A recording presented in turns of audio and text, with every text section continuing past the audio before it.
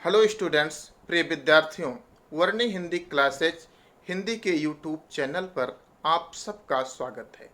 प्रिय विद्यार्थियों, आपके कक्षा 12 के हिंदी विषय के संस्कृत खंड संस्कृत दिग्दर्शिका का सप्तम पाठा पंचशील सिद्धांत है।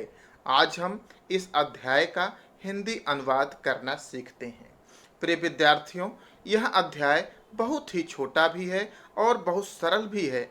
आपके बोर्ड परीक्षा के प्रश्न संख्या 8 के अंतर्गत गद्य खंड का अनुवाद इससे आता है और यह कुल 7 अंक का होता है। 2 अंक उसके संदर्भ के और 5 अंक उसके अनुवाद के प्राप्त होते हैं, जो बहुत ही सरलता से प्राप्त किए जा सकते हैं। तो चलिए आज हम इसके हिंदी अनुवाद को करना सीखते हैं। प्रिय विद्यार्थियों, सबसे पहले तो इसका संदर्भ आप लोग समझ लें कि प्रस्तुत गद्यांश हमारी पाठ्य पुस्तक हिंदी के संस्कृत भाग संस्कृत दिग्दर्शिका में संकलित पंचशील सिद्धांतः नामक पाठ से उद्धृत है या लिया गया है। पंचशील मिति शिष्टाचार विषय का सिद्धांतः। पंचशील मिति शिष्टाचार विषय का सिद्धांतः। पंचशील शिष्टाचार विषयक सिद्धांत है। शिष्टाचार विषयक शिष्टाचार संबंधी सिद्धांत है। महात्मा गौतम बुद्धः एतान् पंचापि सिद्धांतान् पंचशीलमिति नाम्ना स्वशिष्यान् शास्ति अस्म।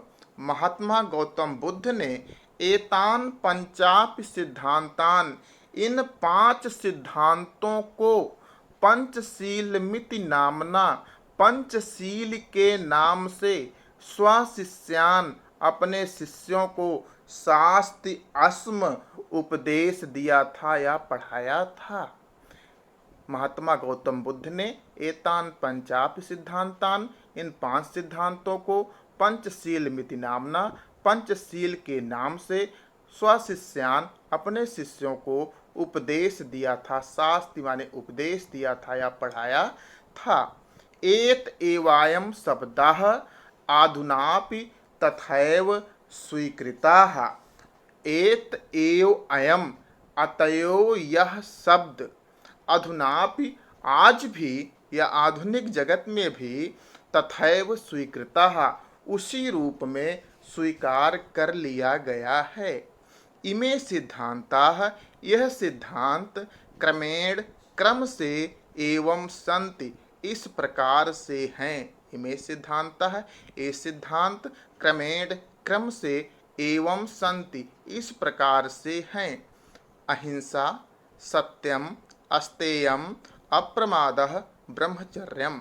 अहिंसा अर्थात हिंसा न करना, सत्यम सत्य वचन बोलना, अस्तेयम चोरी न करना, अप्रमादः प्रमाद न करना अर्थात अहंकार न करना, और ब्रह्मचर्यम ब्रह्मचर्य का पालन करना।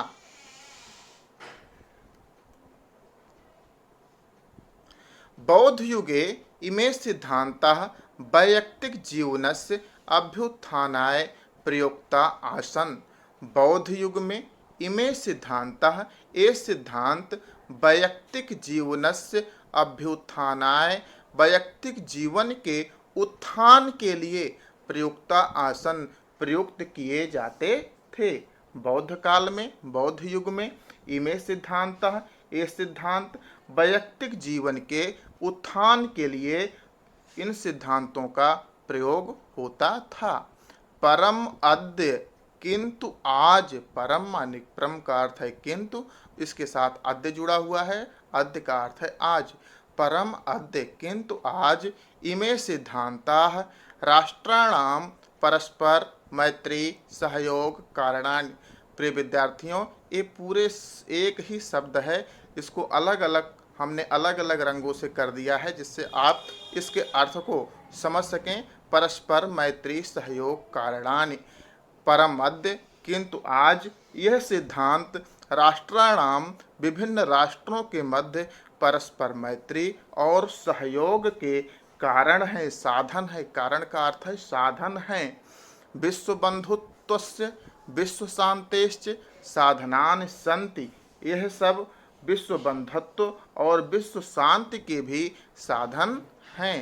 राष्ट्रनायकस्य श्री जवाहरलाल नेहरू महोदयस्य प्रधानमन्त्रित्वकाले चीनदेशेन सह भारतस्य मैत्री पंचशील सिद्धान्तान् अधिकृत्य एव अभवत्।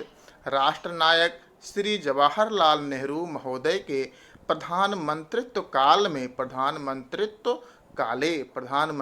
काल में चीन देशेन सह चीन देश के साथ भारतस्य मैत्री भारत की मैत्री पंचशील सिद्धांतान अधिकृत ना के पास यहाँ पर हलंत लगाएंगे तो अलग हो जाएगा, तो पंचशील सिद्धांतान अधिकृत एवं भवत। पंचशील सिद्धांतों को स्वीकार करके या पंचशील सिद्धांतों के आधार पर मैत्री संबंध स्थापित हुआ था। राष्ट्रनायकस्य श्री जवाहरलाल नेहरू महोदयस्य प्रधानमंत्रित्व काले राष्ट्रनायक श्री जवाहरलाल नेहरू महोदय के प्रधानमंत्रित्व काल में चीन देश के साथ भारत की मैत्री पंचशील सिद्धांतों के आधार पर हुई थी। यतो ही उभवापि देशो बौद्ध धर्मे निष्ठावंतो। यतो ही का अर्थ हुआ क्योंकि, उभवापि उभव का अर्थ हुआ दोनों, देशों माने देश, बौद्ध धर्मे निष्ठावंतो क्योंकि दोनों ही देश बौद्ध धर्म में आस्था रखने वाले हैं। दोनों ही देशों में बौद्ध धर्म में आस्था रखने वाले, निष्ठावंत, विश्वास करने वाले या आस्था रखने वाले हैं। आधुनिके जगति पंचशील सिद्धांतः नवीनम राजनैतिकम स्वरूपम गृहीतवन्तः। आधुनिके जगति आधुनिक संसार में पंचशील सिद्धांतः पंचशील सिद्धांतों ने नवीनम राजनैतिकम स्वरूपम गृहीतवन्तः नवीन राजनैतिक स्वरूप को ग्रहण कर लिया है। आज के आधुनिक जगत में इन पंचशील सिद्धांतों ने नवीन राजनैतिक स्वरूप को गृहीतवन्तः ग्रहण कर लिया है। एवं चा व्यवस्थिताः, चा का अर्थ है और वह इस प्रकार से व्यवस्थित किए गए हैं। इस प्रकार से हैं, पहला सिद्धांत जो आज के आधुनिक जगत में उसको व्यवस्थित किया गया है क्या है कि किमपि राष्ट्रम कस्य च नान्यस्य राष्ट्रस्य आंतरिकेषु विषयेषु कीदृशमपि व्याघातं न करिष्यति। किमपि राष्ट्रम, कोई भी राष्ट्र, किम अपि, कोई भी, अपि का अर्थ है भी, कोई भी राष्ट्र, कस्य च अन्यस्य, किसी अन्य राष्ट्र के, राष्ट्र से, आंतरिकेषु, आंतरिक, विषयेषु, विषय पर, कीदृशम अपि, किसी प्रकार से भी, कीदृशम किसी प्रकार से, अपि भी, व्याघातम, व्याघातम का अर्थ है हस्तक्षेप, न करिष्यति नहीं करेगा। किमपि राष्ट्रम, कोई भी राष्ट्र, कस्य च अन्यस्य राष्ट्रस्य, किसी अन्य राष्ट्र के, आंतरिकेषु विषयेषु, आंतरिक विषयों में, कीदृशम अपि, किसी भी प्रकार से, व्याघात, हस्तक्षेप नहीं करेगा।